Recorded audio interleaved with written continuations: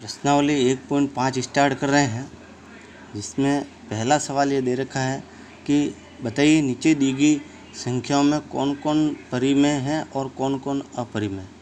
परिमेय का मतलब यह है ऐसी भिन्न संख्या जो p/q के रूप में व्यक्त की जा सके, और अपरिमेय का मतलब जो अंडरवुड वाली संख्या जो होती है वे सभी अपरिमेय संख्या कहलाती है। इसमें पहले का पहला जैसे दे रखा है 2 - √5, यह अपरिमेय संख्या है क्योंकि 5 जो है वो अंडरवुड की वाली संख्या है। दूसरा भाग जैसे दे रखा है 3 + √23 कोष्टक में फिर -√23, कोष्टक को खोलेंगे तो ये +√23 और -√23 ये दोनों कट जाएंगे, तो यहाँ रह जाएगा केवल 3, तो 3 एक परिमेय संख्या हो जाएगी। इसी प्रकार से इसका तीसरा भाग जैसे दे रखा है 2√7 बटा 7√7, तो ऊपर नीचे √7 कट जाएगा, रह जाएगा केवल 2/7, तो ये परिमेय संख्या हो जाएगी आपकी। फिर इसी प्रकार से आप देखोगे 1/√2 और 2π। अब अगर पाई का मान या 22/7 रखोगे तो ये परिमेय संख्या कहलाएगी, और अगर 3.14 रखोगे तो वो अपरिमेय संख्या होगी, क्योंकि 3.14 यहाँ भाग की क्रिया समाप्त नहीं होती है।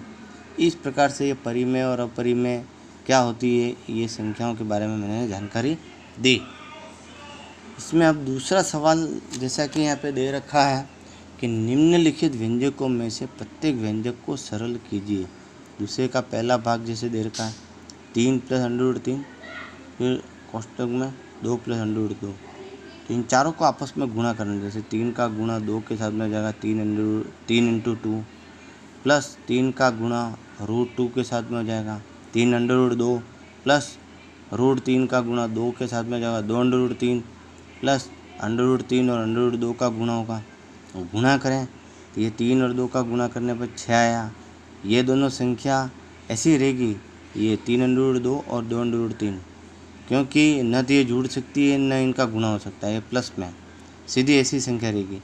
√3 और √2 का गुणा करेंगे तो √6, तो यही इसके आंसर हो जाएंगे। इसका दूसरा भाग जैसे दे रखा है कि 3 + √3 कोष्टक में फिर 3 - √3, तो हम 8वीं कक्षा में सर्वसमीका पढ़ करके आए थे a + b और a - b, a + b और a - b, तो इनका आपस में गुणा करते हैं तो ये आ जाता है आपका a² - b², तो a की जगह यहाँ आ जाएगा 3 और b की जगह पर आ जाएगा आपके यहाँ पे √3 का स्क्वायर, a² तो 3² माइनस b² √3 का स्क्वायर, तो 3 का स्क्वायर हो जाएगा 9, √3 का स्क्वायर हो जाएगा 3, और 9 में से 3 को घटाएंगे तो हो जाएगा 6। तीसरा भाग जैसे दे रखा है √5 + √2 का स्क्वायर, तो ये होता है सूत्र अपने पास में a + b का होल स्क्वायर, तो इसके बराबर होता है a² + 2ab + b², तो a² की जगह हो जाएगा आपका √5 का स्क्वायर प्लस 2 सूत्र का, a की जगह √5 और b की जगह √2 प्लस b² तो √2 का स्क्वायर, तो √5 का स्क्वायर हो जाएगा 5, प्लस ये 2 का 2 और √5 और √2 का गुणा होगा तो हो जाएगा √2 10, प्लस √2 का स्क्वायर होता है 2। अब यहाँ 5 और 2 जुड़ जाएंगे तो ये हो जाएगा आपके 5 और 2 जुड़ जाएंगे तो ये हो जाएगा आपके 7 + 2√10, ये इसके 7 + 2√10, ये इसके आंसर हो जाएंगे।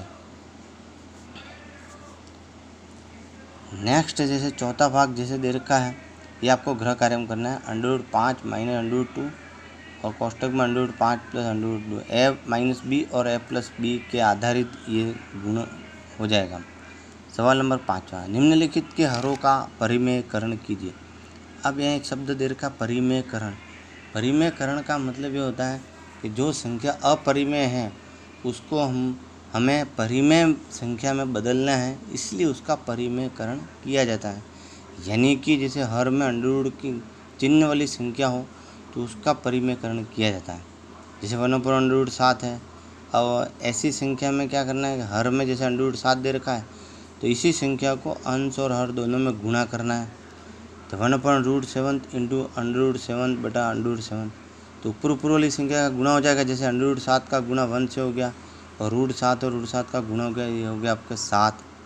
तो ये आ जाएगा आपके, यहाँ में थोड़ी मिस्टेक होगी है, तो √7/7 ये इसके आंसर हो जाएंगे। यहाँ मैंने √ लगा दिया है, ये गलत है, ध्यान कर लेना। ये जो मैंने लिखा ये सही है। 1/√7 - √6। अब यहाँ दो संख्या दे रखी है हर में, √7 - √6 अंश तथा हर में। अब क्या है, इसका चिन्ह विपरीत लेना पड़ेगा, माइनस की जगह हमको प्लस लेना है और ऊपर नीचे गुणा करना है। तो √7 + 6 अंडर में बटा √7 + √6 इसका गुणा किया, तो ऊपर √7 + √6 का गुणा 1 से हुआ, तो यही संख्या आ जाएगी आपकी। बटा नीचे ये a - b और a + b, पहले भी बताया, वापस बता रहा हूँ, a - b और a + b गुणा करेंगे तो आपका आ जाएगा a² - b²। यहाँ a की जगह आपका √7 होगा और b की जगह पर √6 होगा। तो ऊपर वाली संख्या तो वैसे कैसे रहेगी, नीचे √7 का स्क्वायर हो जाएगा 7 और यहाँ माइनस √6 का स्क्वायर 6। तो 7 में से 6 गए तो ये 1, तो इसका आंसर हो गया √7 + √6। अब ये दो सवाल आपको गृह कार्य में करने हैं। एक तो है आपके 1/√5 + √2 और एक दे रखा चौथा भाग 1/√7 - 2। ये आपको गृह कार्य में करना है। इसी के साथ में हमारी ये प्रश्नावली 1.5 खत्म होती है। आगे यदि किसी को कोई पूछना हो तो इस के माध्यम से पूछ सकते हैं।